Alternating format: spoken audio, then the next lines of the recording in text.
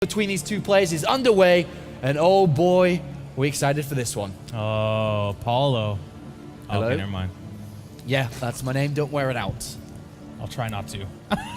Really excited about this match. Let's go ahead and introduce these players, ladies and gentlemen. Let's go ahead and wake up in Sweden, wake up online. Give a big cheer for Evil Genius's Jaedong.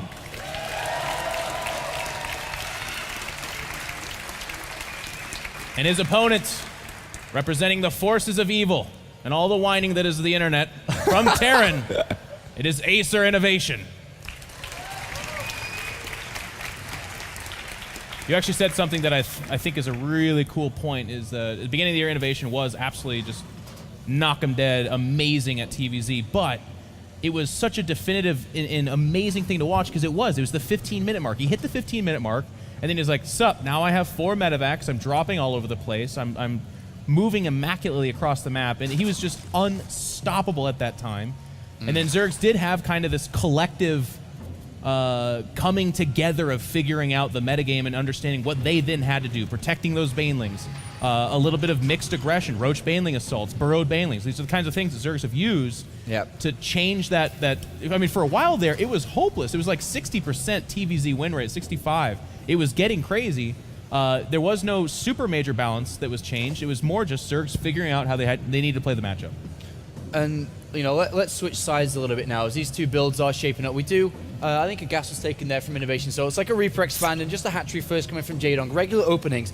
But let's talk a little bit about Jaedong. Throughout the year, you know, let's go back to when he was really starting to put results in. His first big event was Stockholm, and against Terran players at Stockholm, at DreamHack Summer, Valencia. He's had pretty good win rates against Terran players, but there's been multiple tournaments now that he's just got smashed 4-0 against Pult, against Bomber. He's gone in, he's had a lot of motivation, a lot of determination going into that series, and he just got pushed to the side, and it was not even close.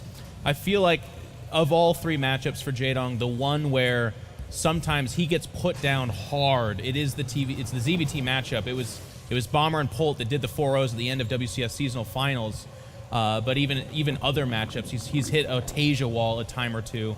I can't think of a longer series he's played Innovation, but that's certainly the matchup that's a little bit more questionable. And again, I feel like you go back to a map like Belcher Vestige, where if the Terran player does get up to steam and starts doing that parade push mid-game when the 4 base is the big threat point, Jaedong does not thrive there. When Terrans hit 3-3, he's not a big mid-game ZvT player. He likes to definitively win early on or get in a big advantage.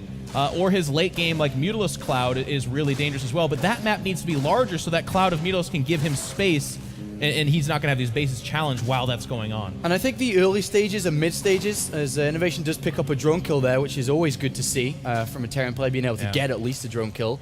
I think the early stages and mid stages of this map, Belcher Vestige, is where Jaedong's going to thrive. Come to the later stages, as you said, once the Terran player gets 4 bases, and even if he gets close to a 5th, the game absolutely spirals out of control for the Zerg player. It's a small map. Drops can just 1 boost and you're almost in the main base by the time you've got a 4th and a 5th. The way that the way that the armies go down, it's a very filtered map. The Widow Mines do a lot of damage, and once 3-3 is done, it just goes out of control for the Zerg player. So I think Jaedong, if he wants to win this the first map of this best of 3, needs to do it in the early mid game, or at least go into the late game with a major advantage. And Sean, I'll tell you, based on this map, Belcher Vestige, based on the opponent, Innovation, one of the scariest Terrans you can possibly face, and it being Jaedong in this first game of the best of 3, I feel like we're looking at a little bit of a life-inspired ZvT. I want to see either the super fast Ling Baneling bust, or maybe even 1-1 melee, just very counterattack heavy. Well, he has got 14 Zerglings out already, and that's quite a few. You don't really need that many. You ideally would like to be joining a little bit more to saturate these bases,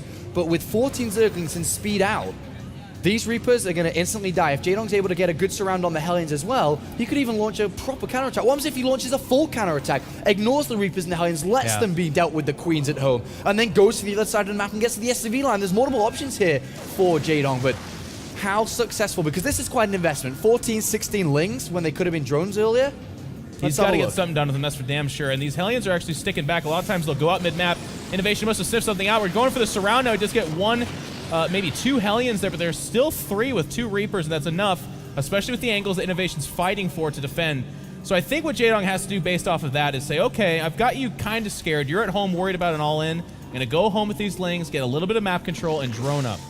And he's decided to go straight for a layer here, Jaedong has. The Lings didn't really pay off as he'd like to. But I guess he's not taking damage, not losing queens. I guess is the good side of these Lings and what they've achieved. But a pretty fast layer coming in from Jaedong. All gases have been taken now inside the main and the natural. And for what it looks to, for me to be looking at here, is it either going to be a fast Spire? We could see a Roach Warren come down soon. He could get fast Roach speed. I think it's going to be Spire. The Roach Warren would have gone. Yeah, the layer's already at 50%, so a lot of times have the Roach Warren there. But I think we did have a Tech Lab Starport get swapped out. I want to say Innovation he might have been thinking about a Banshee opener, but then seeing the Lings in that case, he was like, well, I'm not sure I want to try the on. That's just speculation, but I think that might have came out to play. There is a Viking on the map, of course, but that might just be the follow-up strat, Plan B. All right, well, these Hellions and Reapers on the right-hand side here, are they going to be able to get some damage done? There's a couple of drones there. They do pull back. And Innovation doesn't go in, though. As that Spire should be starting now. And there's quite a fast Spire. There it is. And Bailey at the same time. Yep. Circling around there, a very precarious situation that didn't pan out super bad for either players just yet. You can see Innovation sitting at the fringe of the creep saying, look, I know that my time to go in and do eco damage is gone, but I need to get some kind of payment out of these units, so I'm gonna threaten your creep spread. But he knows if he goes on that creep, it's a Zergling death. Here's a question for you, because I don't think Innovation's going to lose these units, and if we do, I'll stop talking, but what do you think about the lack of investment in upgrades that Jaedong's decided, or should I say not decided to go for? There's no evolution chambers. Yeah. He's obviously going to have a bit, much higher gas count because he's not investing in that. But That's do just you the not 14 feel Lings. that these Mulus and Banelings need to absolutely do something in this game? Yeah. Because if not, then we already have 1-1 on the way. Baneling speed is already immediately researched. Is this some form of timing, I feel, that is coming out from Jaedong? A Baneling speed with Mulus timing to the natural to try and win the game? Yeah. I think he's been put into an aggressive mindset from the very beginning when he made those 14 Zerglings. I think from that point forward, he was like, well, I just have to do some damage at this point in time. We can see that right now. The big Zergling counterattack going after the bunker, and it's just sealed up. Innovation's paying attention. That's fine. He does have units out on the map, though, and this is pre-medevac, so, well, actually, there's the medevac down on the right side there. But if these mules can come out and join that, and those Baileys turn into some kind of big-ass bust, this timing attack's very irregular. Could throw Innovation off. Well, if Innovation loses his units just carelessly here, that's going to obviously help out Jaedong because those units aren't going to be at home defending. So these need to stay alive. He doesn't want to just lose them. The mules are coming out, so this is actually very dangerous from Innovation. He does stim. He is going to trade off okay against these Zerglings initially, especially if he drops down there.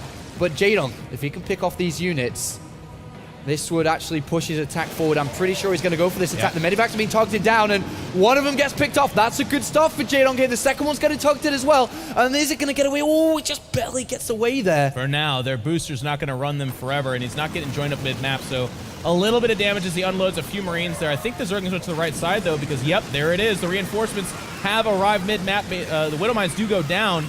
But without the upgrade, they're not connecting super fast, and Jaedong's looking for a big hit here. He's looking to get rid of some more units here. Every unit he kills is units that aren't going to be able to defend against what we're expecting to see very shortly from Jaedong. And he gets a wraparound with these Zerglings. The Marines are caught and pinned, and every single one of them are going to go down here. And Jaedong with a brilliant strike. Very simple. Mulus and Zerglings. That's all it is. But there is 800 gas banks, and I'm pretty sure that's not going to be Mulus. I'm pretty sure we're going to see a big Baneling morph any second. And he's going to go for the kill. Here it comes in. 12 Banelings getting morphed. And Jaedong's coming for the natural here in control. And he could be able to pick up this if it's a successful attack. Innovation sees the doom. Just a glimpse of it. There's a lot of Banelings being morphed just outside his natural. The third has been routed.